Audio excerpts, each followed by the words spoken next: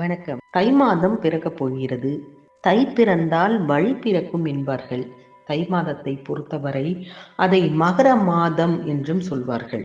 காரணம், பூவுலகில் உள்ள கோடானு கோடி ஜீவராசிகளுக்கும் ஒரு உயிர் சக்தியை, உந்து சக்தியை அள்ளித்தரக்கூடிய சூரிய பகவான், குரு பகவானின் ஆட்சி வீடான தனுர் ராசியை விட்டு சனி பகவானின் ஆட்சி வீடான மகர ராசியை கடக்கும் காலத்தை தான் தை மாதம் என்றும் மகர மாதம் என்றும் கூறுவார்கள்.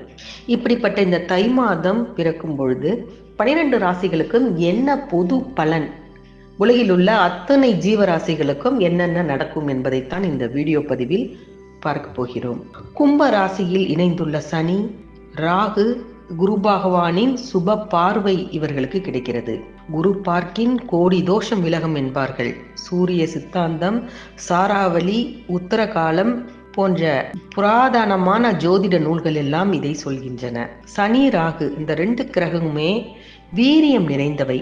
சனி பகவான் ஆட்சி வீடான கும்பராசியில் இணைந்திருப்பதால் ஏற்படும் தோஷத்தை இதெல்லாம் குறைத்துவிடும். மகத்தான சக்தி குருவின் பார்வைக்கு உள்ளது.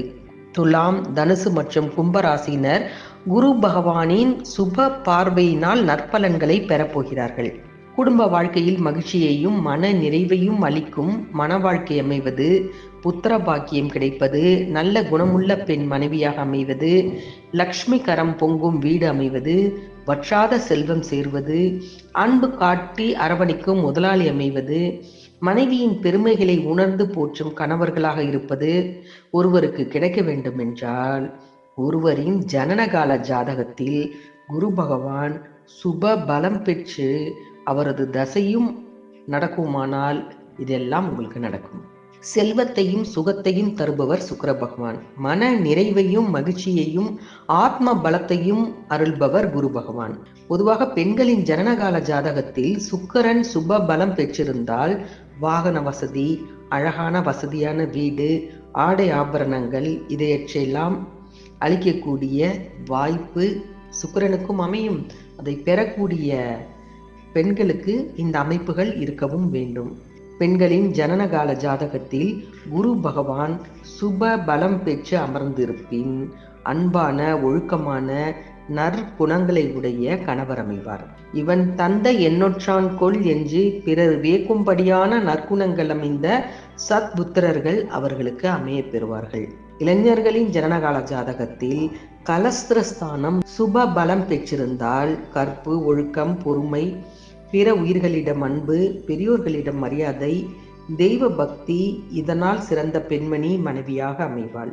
வாழ்க்கையில் நல்ல கல்வி, மன நிறைவை அளிக்கும் உத்தியோகம், அன்பு காட்டும் எஜமானர், பொறாமையற்ற நண்பர்கள், தேவையான அளவிற்கு வருமானம் ஆகியவை அமைவதற்கு ஜனனகால ஜாதகத்தில் குரு பகவான் நன்கு அமைந்திருக்க வேண்டும்.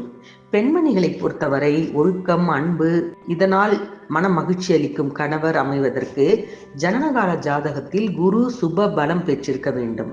சுருக்கமாக சொல்வதென்றால், செல்வத்தில் திளைக்கும் கணவரை சுக்கிரனும், அன்பில் சிறந்த கணவரை குரு பகவானும் தருவார்கள்.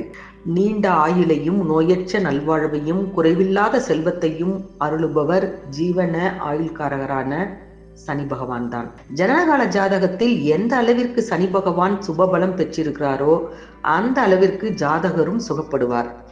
ஜாதகத்தின் உயர்வு தாழ்வுகளை நிர்ணயிப்பதில் சனி பகவானுக்கு பெரும் பங்கு. உத்தியோகத்தில் திறமையை அளிப்பதும் அந்த திறமையை வெளிக்கொணர்ந்து பிறர் அறிய செய்பவரும் சனி பகவான் தான். வாழ்க்கையில் திறமை மட்டும் போதாது, அதிர்ஷ்டமும் வேண்டும். அதனால்தான் ஜனனகால ஜாதகத்தில் சனி பகவானுடன் சுக்கிரன், குரு, செவ்வாய் போன்ற கிரகங்களும் சுப பலம் பெற்றிருக்க வேண்டும் என்பது அவசியம். பல வகையிலும் வாழ்க்கையில் உயர்வதற்கு சனி பகவானின் சஞ்சார நிலை எந்த அளவிற்கு அவசியமானது என்பதை நாம் உணர்ந்து கொள்ள முடியும். சக்தியும் பெருமையும் பெற்றுள்ள சனி பகவான் ராகுவுடன் சேர்ந்து தனது ஆட்சி வீடான கும்பத்தில் இந்த மாதம், அதாவது தை மாதம் முழுவதும் வலம் வருவது எந்த அளவிற்கு உயிருள்ள ஜீவன்களுக்கு உதவும் என்பதை பார்ப்போம்.